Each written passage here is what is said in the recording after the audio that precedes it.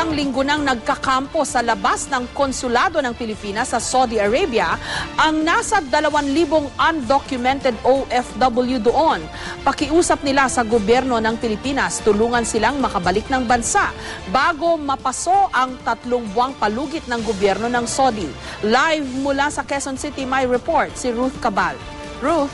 Jessica, nananatili nga daw ang mahigit 1,000 undocumented overseas Filipino workers dyan sa tinagurian ng Tent City sa labas ng Philippine Consulate sa Jeddah. Habang dito naman, tinayak ng ating Department of Foreign Affairs na nakikipag-usap na sila sa Saudi government para mapabilis ang pagproseso ng dokumento ng mga Pilipino dyan. Halos mapuno na ng mga undocumented OFW ang labas ng konsulado ng Pilipinas sa Jeddah, Kingdom of Saudi Arabia. 9 na araw na silang nagkakampo roon sa pag-asang matutulungan silang makauwi na sa Pilipinas. Pero sa ngayon, tiis-tiis muna sila sa hirap ng sitwasyon. Sobrang init, lamok, langaw, alikabok. Ayan, hinihika na nga ako.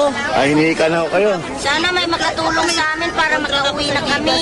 Karamihan sa kanila mga takas sa mga di umano'y mapang-abusong amo. Hindi ka pinapakain. Hindi po kayo pinapakain, tumakas kayo. Opo. Hindi binibigay ang sahod namin.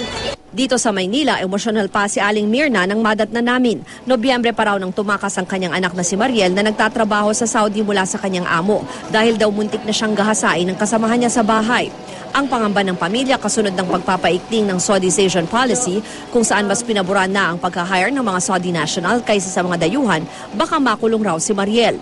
Pag isa ka lang na nakita sa labas, hindi alam kung saan ka dadalhin.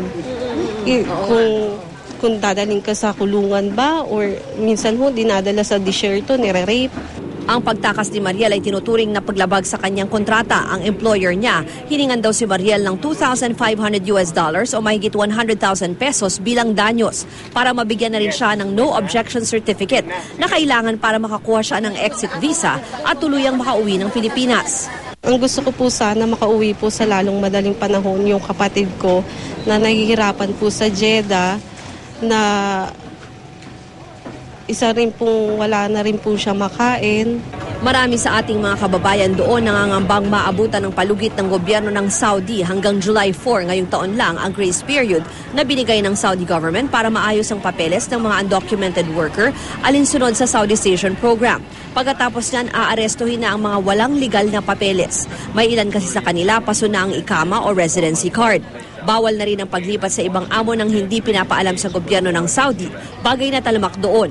Tinatayang nasa 1.5 bilyong Pilipino ang nasa Saudi Arabia at sa tala ng Commission on Filipinos Overseas. Nitong 2011, umabot na sa mahigit 20,000 ang undocumented OFW sa Saudi. Ngayon, in danger sila. Pag natapos yung grace period ng hari, magka-crackdown uli at baka mas maikting pa. Pagtitiyak ng DFA, nakikipagnegosasyon na naman ang mga opisyal ng ating embahada at konsulado sa gobyerno ng Saudi para mapabilis ang pagproseso ng exit visa ng mga illegal na OFWs doon, pati na para mang-waive ang penalties nila. Di raw bababa sa 1,000 Saudi Riyal o halos 11,000 pesos ang kailangang bayaran kada OFW. Depende pa yan sa violations at sa kung gaano katagal na ang OFW nagtatrabaho doon. We're trying to ask the help of the Saudi government officials to waive these requirements so that the process of getting an exit visa as well as the process of repatriation is hastened. Our nationals have violated immigration laws, but because it is our mandate to help our people, we will do our utmost to help our people. Jessica, sa kabila nga nung mga narinig natin kanina doon sa mga na-interview dyan sa Jeddah, ang sinasabi ng DFA kanina ay base daw sa ulat sa kanila ng consulate ay nagbibigay naman daw ang mga ito ng mga pagkain, tubig at iba pang pangangailangan ng mga nagkakampo dyan sa labas ng Philippine Consulate. Jessica. Okay, sa ibang mga bansa kung saan marami tayong mga OFW, no, may mga shelter temporary shelter para dun sa mga runaway, yung mga natapos yung contract o yung mga wala lang matuluyan. Sa Saudi Arabia ba, Ruth, wala bang ganyang facility?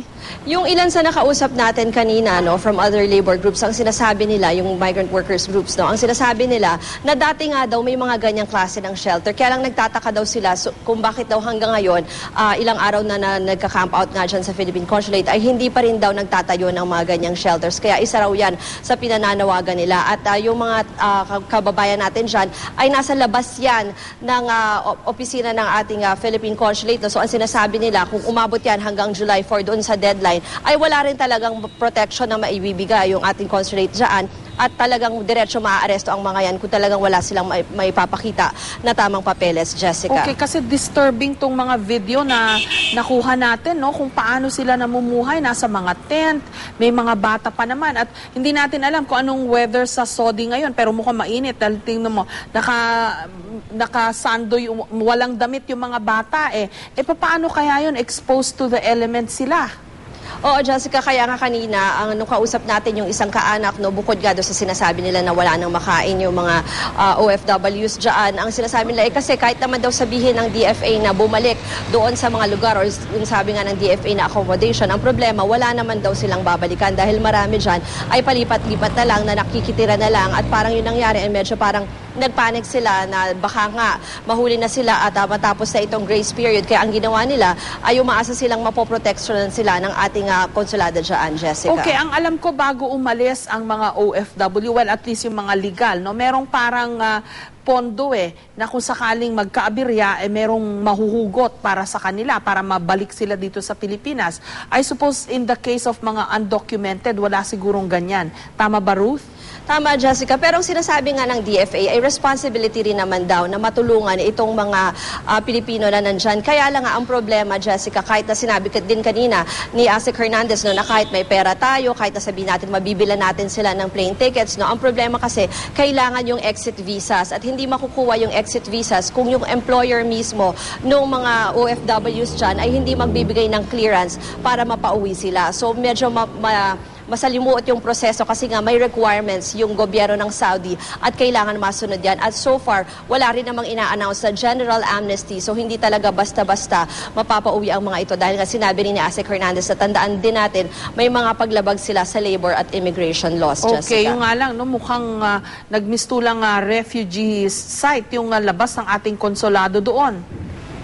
Oo, Jessica, at sinasabi nga, ang pinangangambahan dyan ay habang papalapit yung deadline na matapos ng grace period ng July 4, ay baka nga lalo pang dumami yung mga kababayan natin na magpupunta dyan. Ang sinasabi, ang numbers ay up to 20,000 yung undocumented workers. So pinangangambahan na lalo pang madadagdagan yan. Kaya hinihintay talaga yung magiging aksyon ng ating gobyerno tungkol dyan, Jessica. Okay, maraming salamat, Ruth Cabal.